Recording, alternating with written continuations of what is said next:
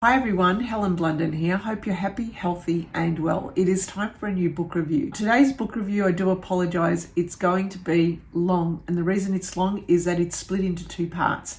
The first part is how I got this book into my hands. It was a series of coincidences, and the second part will be the review.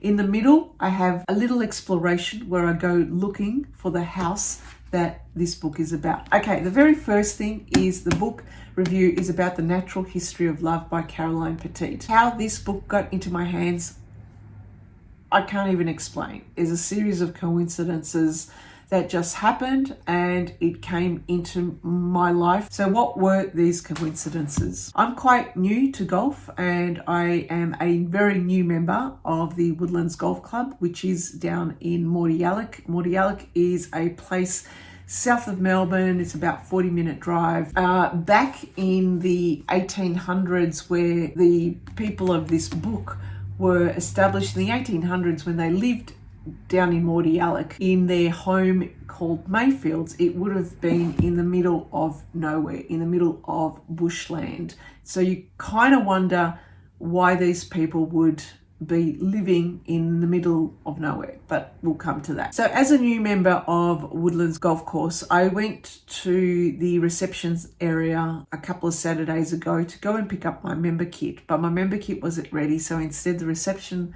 lady gave me a coffee table book filled with black and white photos of the history of the golf course.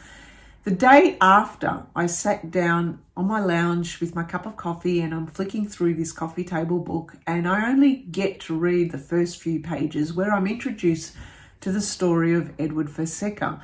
Edward Fonseca was considered the mad count of Woodlands, and the mad count was at times seen by golf players at the turn of the century trying to get cigarettes off golfers. So he had disheveled hair, and this book also mentioned that he would lock himself up in his padded cell in the evenings in Mayfields of his home. So that goes to show that obviously this man had a mental health issue there, and he was just considered, I guess, one of the characters of the golf course. And so I was fascinated by this story, so I started Googling, and Edward Fonseca had a father, the Count of Castelnau, Francois, who was a naturalist, and a lot of his work is in the Australian archives today. He was someone who came out to Melbourne in the 1880s to continue work as a naturalist. He also brought out his mistress at the time, although he told people she was his wife, Carolina, who was Brazilian, and the age gap was huge. She was 16 when they first met.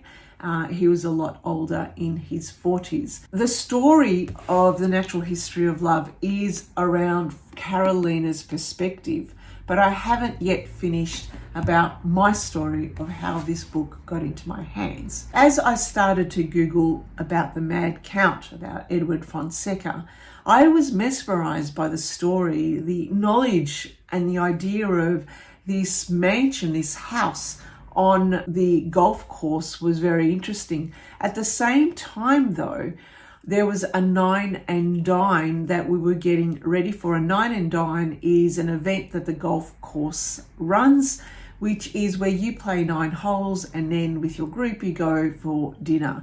I unknowingly had booked to tee off on the 6th hole, which is the furthest place away from the clubhouse. And my husband wondered, why on earth would you go there? And I said, I don't know, I just wanted the 6th or the 7th. I just felt compelled to actually go to the furthest place. And so it turns out that I find out that the Mayfields, the place where this book, where Edward Fonseca, the Mad Count, lived, the mansion was around the 6th and the 7th hole. And in fact, some of the golfers later told me, the older members remembered the place because place Mayfields was demolished in 2002. So they do remember this house on the grounds. And so this fascinated me, why I had gone to the 6th and why I wanted that particular hole. But afterwards, my husband, who had just put away all the groceries, says, well, what are you going to do now, Helen? And I said, you know what? I feel like going to a library, but I'm not going to go to any library. I want to go to Clayton Library, which is a library that I never go to. I don't know, for whatever rhyme or reason, I decided to go to the Clayton Library. So off I chuff and I park the car and I head into the library and I get out a card because I'm not a member of that library, and I start perusing the bookshelves. Along the top of the shelves, there are books that are displayed, and there was this one. And I looked at it and I said, oh, I love the cover. I love the plants and the colors. And this really attracted me, the title of it. I thought, right, okay, I'll have a read of this. Imagine my shock and horror when I read it, and it was about Edward Fonseca. I could not believe it. The back of the book states, when Melbourne lawyer Nathan Smithson takes on the case of mad, wealthy Edward Fonseca's inheritance trial against his ruthless brother in 1901, he must unearth long-buried family secrets to have any chance of winning. I took a photo of the back here and I sent it to my husband straight away, and he was floored. For some reason, this book, I don't know why the universe made me go to a library that I don't normally go to have this book into my hands, talking about exactly the same story that I was talking about that morning and the day before, that I was reading about, that I was researching about, and that I'd wished that I had seen the house before it was demolished. I could not believe that the universe had put this book into my hands.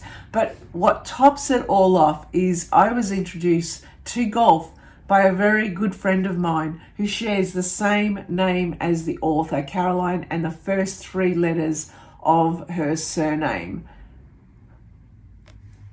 Coincidences galore.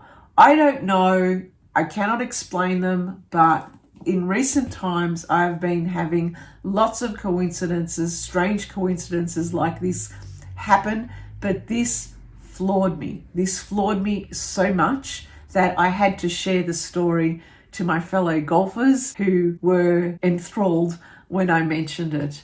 So when I saw the book, I had to borrow it, of course. I had to read it. 6T is the most furthest green away from the clubhouse. And so I'm just walking down it now because I think my ball has gone into the scrub, which is usual. I just teed off on the 7th. And first time ever, I didn't get the ball into the scrub around the area where the house would have been. And it's really quite surprising that exactly 20 years ago, a house used to be there and it's not anymore. Isn't it weird how things change in life? Okay, it's time for me to play my ball. I think I'm going to use a 3-wood. Now, this book is fiction. It is not the true story of how the Count had come out from France and Brazil and how they met for real life, because we don't know the real story. Caroline Petit, the author, had fictionalized what she believes may have happened based on whatever she would glean through her research of Mayfields and through her research through the archives of the Count, of Edward, of his older brother, and of Carolina. Now, we know that we don't know much about Carolina, who was Brazilian, and she was 16 years old when she first met the Count. We don't know how they met because history now, it's gone, it's disappeared. We have no idea. But we have the imagination of authors like Caroline Petit who could make this history come alive in our heads in some way and inspire us to pretend or to have this story come alive for us. For me now, every time I play along the 6th and the 7th hole, I'm forever looking to the right and imagining Mayfields, which I could have seen. 20 years ago, it was there. If I knew the story 20 years ago, I would have visited the house. But I also find it fascinating that time is strange, that time and land over time will change. In the 1880s, when the Count, who was a naturalist, had come out to Australia, come out to Melbourne. Melbourne at the time was thriving. It was the Paris of its time back then because of the discovery of gold. And so you can imagine that a Count coming out from Paris with his Brazilian mistress, because his first wife refused to give him an annulment or a divorce at the time, Carolina would have been considered an outcast of society. So you start to imagine, well, if she's an outcast of society in the Melbourne society, no wonder they would have gone to Mordialloc, which is 40 minutes out of Melbourne. Back then, they would have had a horse and cat. Why would they go so far away to live out in the middle of nowhere, to live in the bush? Obviously, either they were trying to escape society, or maybe the Count, being the naturalist, he was surrounded by nature and flora and fauna of Australia at the time. It would have looked completely different to what the manicured gardens of our golf club is now. The natural history of love is really about how this love story unfolds for Carolina and the Count, but the fact that they have two sons, Edward Fonseca, who is the mad Count they called, and his older brother, who is ruthless, corrupt, and no one trusts him. And his older brother is trying to fight the inheritance to try and prevent Edward, his younger brother, from getting Mayfield's the place. This book is, I guess, it is a love story. It is a love story between Edward's father and his mother, but it is also, I guess, it's completely fictionalized, but it keeps the story alive, a story that would have otherwise been long gone, a story that was there 20 years ago because there was a tangible physical house that people can hang on to, that people could ask questions about. Now that house is gone. So now that history is gone because we don't see it, but it has been brought alive and stayed alive through this story.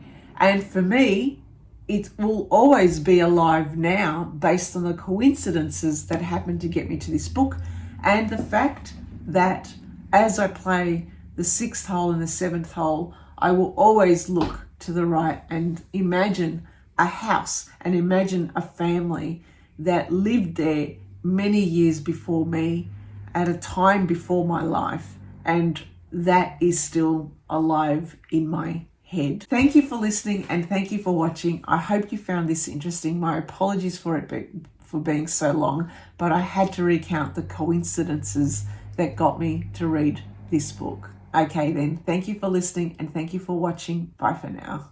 It's so weird to think about a time where in the 1930s they would have seen this Count Fonseca on the greens here, because some of the golfers used to say that the man would be hanging around the golf course scamming people, asking for cigarettes. How would you be playing golf and then some madman, as they call him, which is actually kind of sad. He wasn't mad. He obviously had a mental illness. Anyway, I got to head out to the 8th very quickly and tee off. So